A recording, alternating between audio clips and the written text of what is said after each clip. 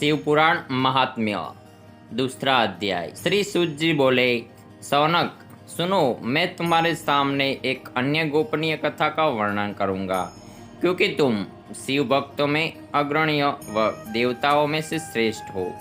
समुद्र के निकटवर्ती प्रदेश में वासपलक नामक गांव है, जहां वैदिक धर्म से विमुख महापापी मनुष्य रहते हैं।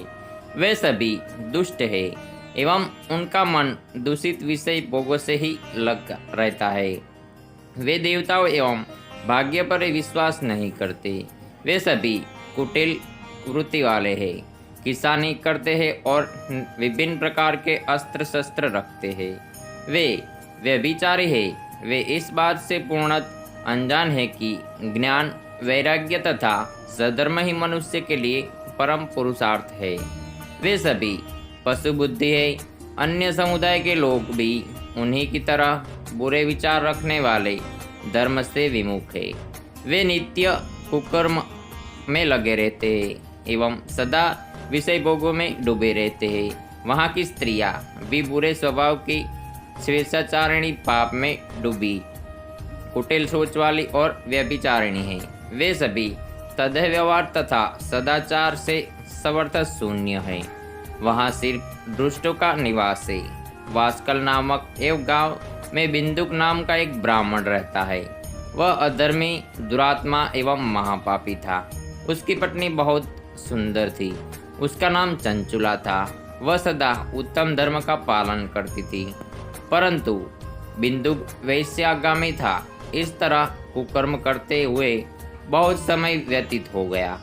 उसकी स्त्री काम से पीड़ित होने पर स्वधर्मनाश के भय से क्लेश सहकर भी काफी समय तक धर्म भ्रष्ट नहीं हुई, परंतु आगे चलकर वह भी अपने दुराचारी पति के आचरण से प्रभावित होकर दुराचारिणी और अपने धर्म से विमुख हो गई।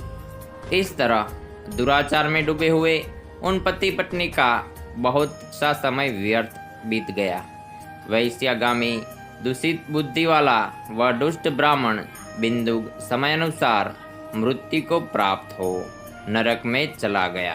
बहुत दिनों तक नरक के दुखों को भोगकर वह मूढ़ बुद्धि पापी विंध्य पर्वत पर भयंकर पिशाच हुआ।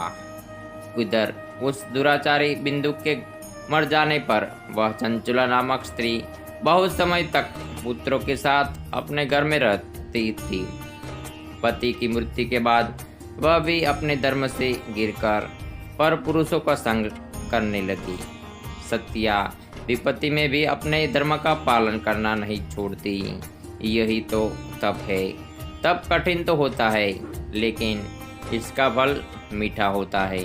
विषयी इस सत्य को नहीं जानता, इसलिए वह विषयों के विस्फल का स्वाद लेते हुए भोग करता है।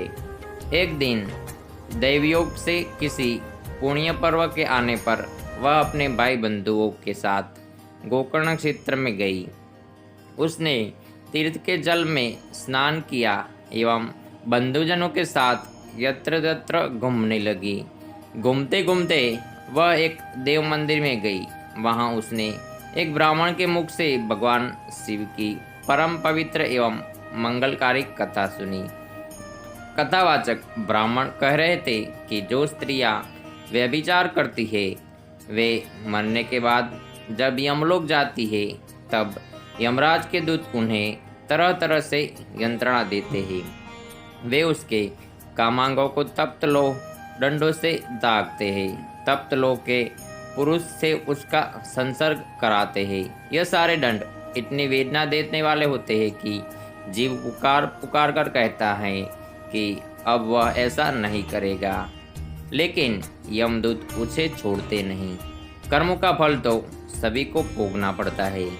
देव, ऋषि, मनुष्य सभी इससे बंधे हुए हैं। ब्राह्मण के मुख से यह वैराग्य बढ़ाने वाली कथा सुनकर चंचुला भय के पैसे व्याकुल हो गई। कथा समाप्त होने पर सभी लोग वहां से चले गए।